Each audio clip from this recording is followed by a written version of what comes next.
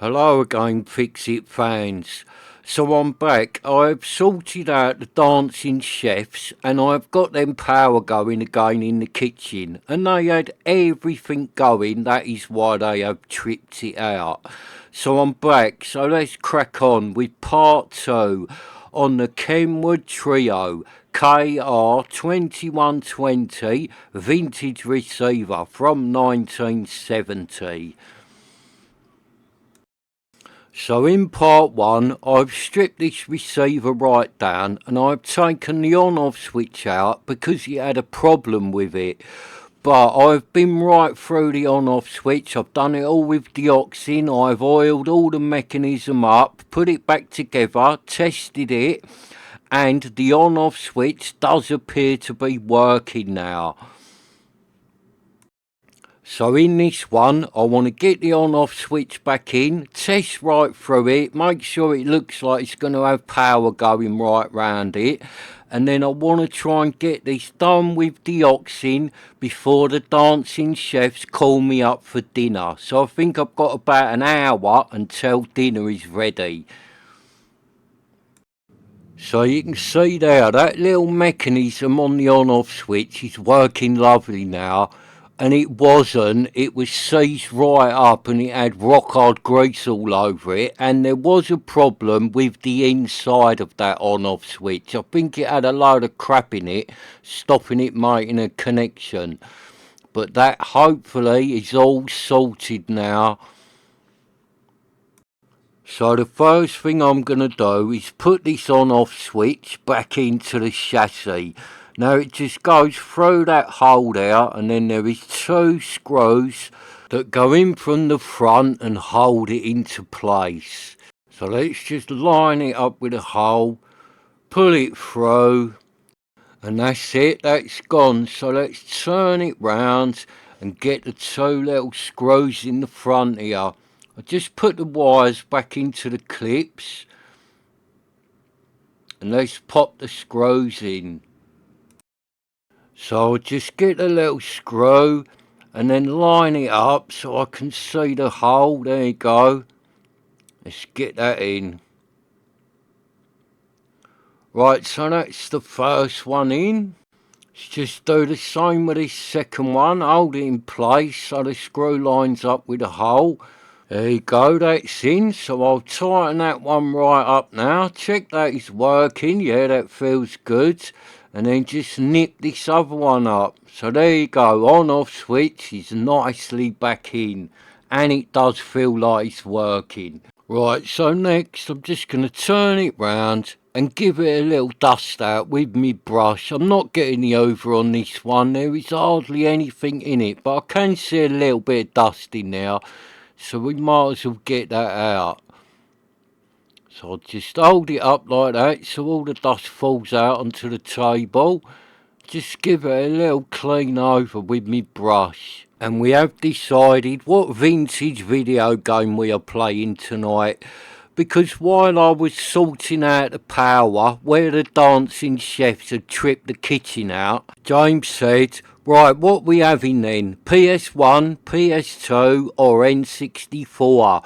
And my missus butted in and went, my choice, and we're having PS2 tonight. And she's right, really, it is her choice, because we normally take turns picking what game we're going to play. So it's her choice tonight, and she has gone for PS2, a game called Bust a Move. And I know why she's gone for that, it's because she's quite good at it. She plays it on her own a lot, practising. So she does normally beat me and James on that one, and as we always play, winner stays on. She will be on it a lot, and me and James will be the challengers. It is quite good, you play 2 players on it. It's a bit sort of like Tetris, but you shoot coloured balls, and the more balls you shoot from your screen, they appear on the other person's screen. So if one of you's doing really well, the other player does really badly and dies. So it is quite good. It's good fun playing 2 player.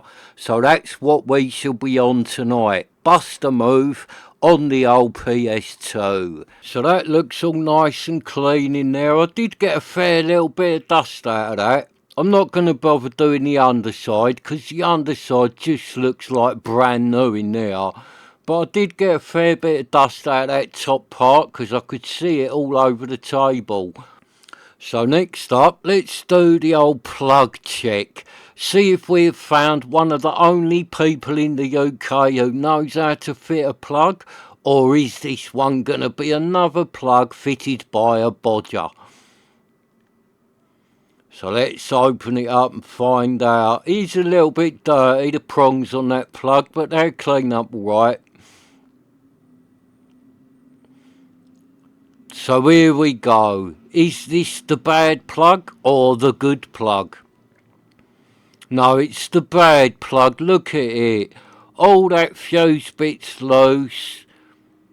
Oh no, there's another terrible plug. Look, that bit's just fell off the live, so that weren't even done up. Oh, and look how much wire's been stripped back. Someone's stripped back about 2 foot of wire, but then they have gone to the effort of soldering them. So they've like tinned the ends of the wire. So they've done good doing that, but they have just stripped far too much off of the wires. And then forgot to tighten the live up. Look, that neutral's the same. Look how much they've stripped off. But at least they did tighten the screw up on that neutral. Oh, and look, the earth's the same. That's just fell out. So they didn't do the screw up on the earth either. So that's not bad, is it? 1 out of 3 they tightened up. And what is it with people and plugs? I often wonder, is it just a UK thing? Is it just English people who can't fit a plug? Or is there like a worldwide pandemic of like really dangerous and badly fitted plugs? Right, so I'm just going to turn it round, and while the plug's like this, I'm going to test through that power lead, make sure that's good. Because you do find that quite a lot with these old non-working amplifiers. The lead could have a break in it, or it could have a dead short in it somewhere. It probably won't, it'll probably be fine, but it's always worth checking the lead, because sometimes they can have something wrong with them, and without putting a test through it, you would never know.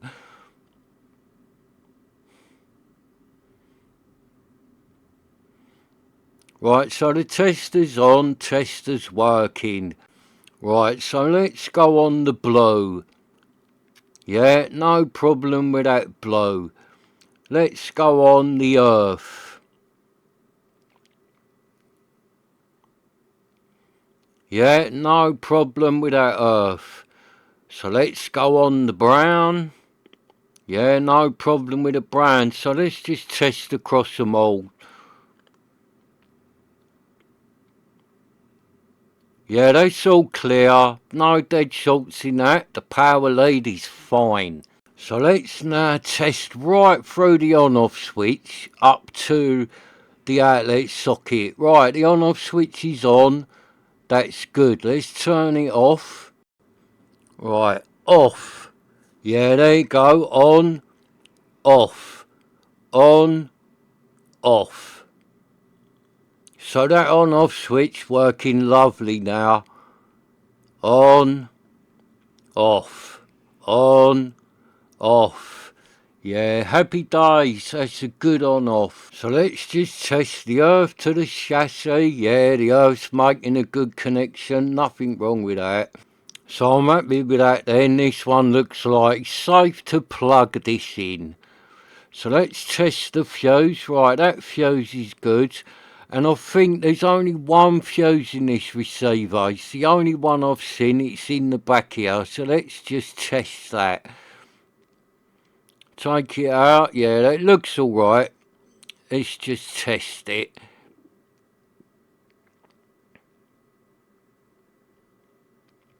Yeah, so that's good. Nothing wrong with that fuse. Right, so let's start by putting the plug back together. Now that all looks good. And then I should go right through it with Deoxit.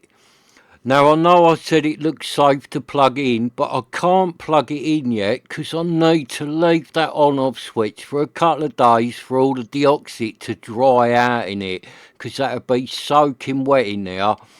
So I'm going to deoxin the whole amplifier. I shall do all the bits and then I shall put it back together and test it in the next video, which will be in a few days time, because I will give it 2 or 3 days just sitting here to dry right out. So I'm just going to give the plug pins a little clean up with a bit of sandpaper, and I will put some deoxin on these. I won't change the plug because there is nothing wrong with this plug, it's just a little bit dirty. So let's get a little bit of deoxit onto my brush and clean all the little parts up to the plug. So let's give that prong a little clean over. Do this little bit. And you want to get it in there in the fuse carrier. Right, let's do the other little prong, and I want it in that hole there because that's where the connection goes. Do this little bit here, the other part of the fuse carrier, where the live wire goes in that one. Then do this one, that's the little neutral bit, get it right in the hole there. And let's do the fuse. Give the fuse a little clean on the sandpaper. Just clean it up a little bit. And then run round it with some deoxit. And that's it, all the bits for the plug ready to go back together. So I'm just going to cut the wires down on this plug because they're like just ridiculously long. The amount has been stripped off the back of them, or at least on the blue and the brown. The earth was alright, but them other two, they'd been stripped back well too far. So while deoxy's on my brush, I might as well do them little end bits, make sure they're nice and clean. So let's do the earth first. Pop that bit in there, put the wire into the little hole and then tighten it up. So let's do the neutral next. Put the neutral pin into there, put the wire into the little hole and tighten it up. And then get the part for the live wire with the little fuse carrier on it. Put the wire into the hole, hold it in place, tighten it up. Get the other prong with the fuse carrier on it. I'm going to nip them together because that was really loose, and do the same on this part, squeeze them together. Put that bit in, pop that bit into there. And then pop the fuse back in, and that's it. That is a nice fitted plug now, and that fuse is nice and tight in there. So I just check that all the screws are nice and tight. Check the earth, check the neutral, and then pop the lid back on, tighten the screw up, job done.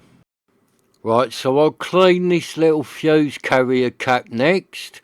Just clean that thread because that is what makes the connection. Give the little ends of the fuse a little clean with deoxit. And that's it, that fuse ready to pop back in. So I've turned the receiver back round. I'm just going to clean that part of the fuse bit. Give that a little clean in there. Pop the fuse back in. Then give me brush another little squirt of deoxit and clean these speaker terminals up. Because you want them nice and clean. You want your speaker cables making a really good connection. Just get a bit of deoxin behind all them. I'll do these are the aerial bits. I'll probably never ever use that part, but I will clean it. Right, let's give it another little squirt on my brush. And let's start doing down here. Now I will use this part because this is the pre-out mian coupler. So I'll try and get a bit into all them to clean them out inside. Give the little earth there for your record deck.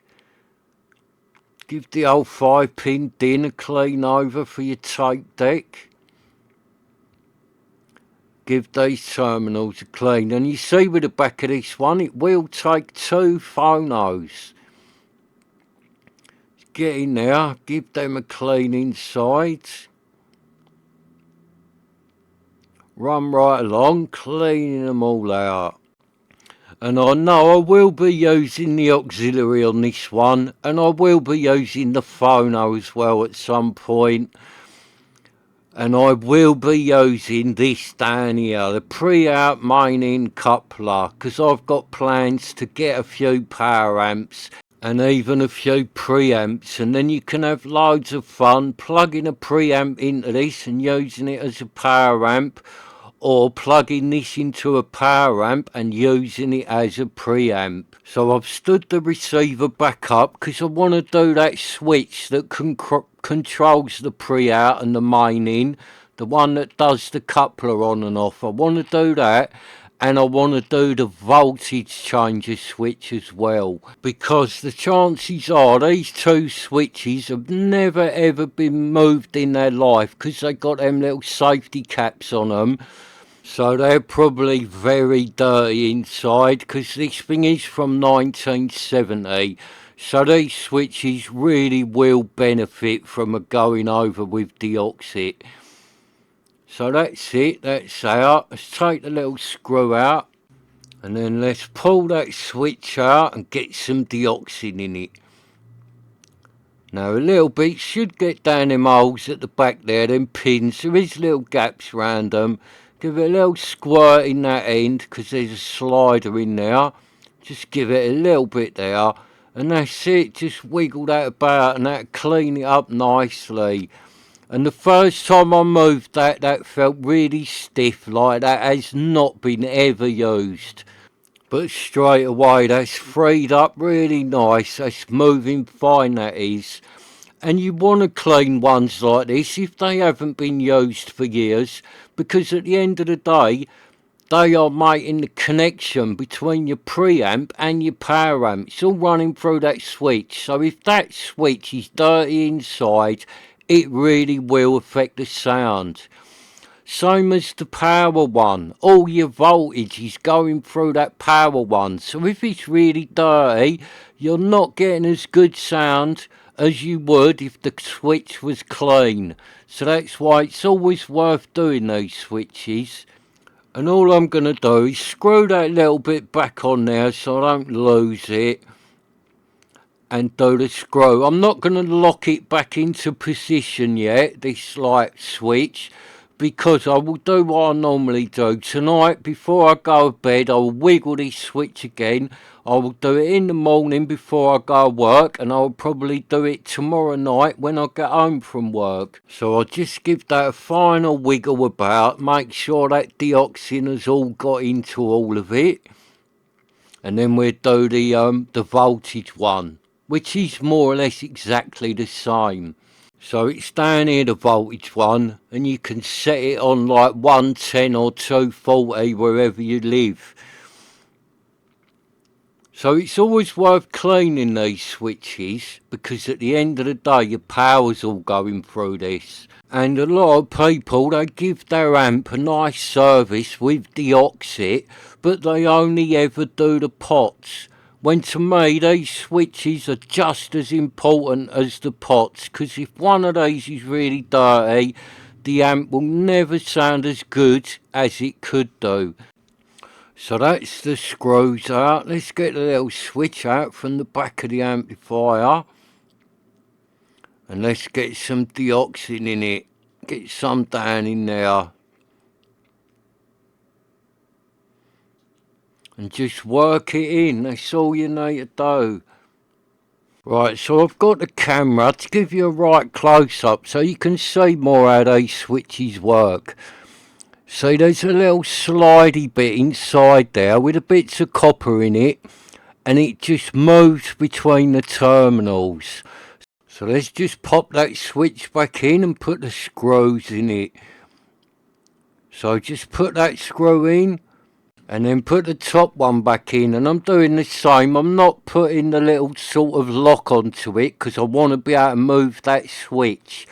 I shall lock it into place before I power this up. So let's just give it another little wiggle about, work the deoxin right into it, and then I shall move on and do all the pots and the other switches. So let's get the camera off of the tripod. Let's get you right in there so you can see what's going on.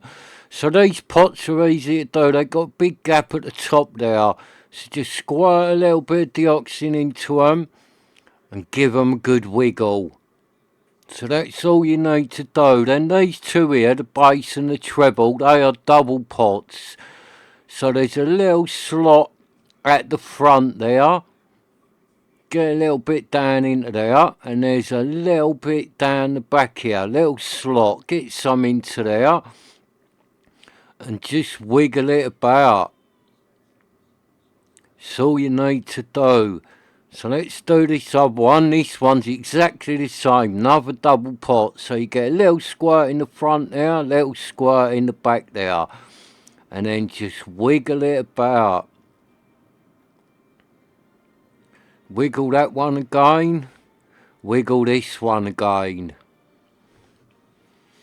This pot is a little tiny one, so that only needs a little squirt in it. It is a double one. Little squirt at the front there. Little squirt down this back part here. Give it a wiggle. And sorry for the shaky camera work, but I am trying to hold the camera in one hand and do all this with the other hand. And I have been to the pub as well, and I have had a few cold ones since I've been back home. So please make allowances. Because I would be doing better camera work if I hadn't been to the pub, but I would not be having as much fun. So there's one buried down here as well, under all them wires. It's open, this one. It's like a selector. So I've just got to try and get some in there. There's like 3 parts to it. Some did go in there. I might do it again from the other side, that one.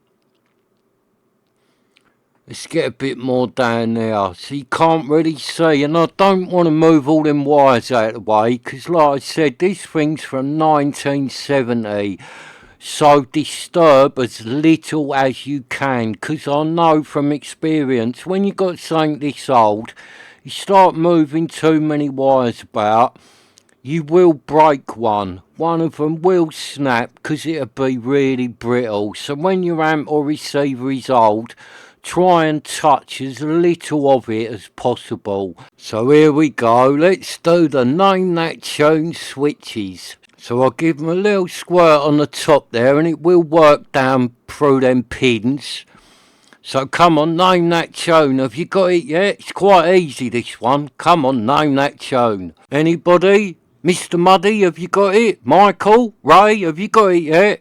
Oh, nobody. It was easy, that one. I was playing Trio, Trio. It's made by Kenwood, but it's called a trio. Oh, I can't believe none of you got that one. It was so easy and obvious, that one. You really ain't very good at this game, you lot, are ya? Right, so I'm just going to put the camera down because I want to stand this up on its side so I can get some down in the back of them switches.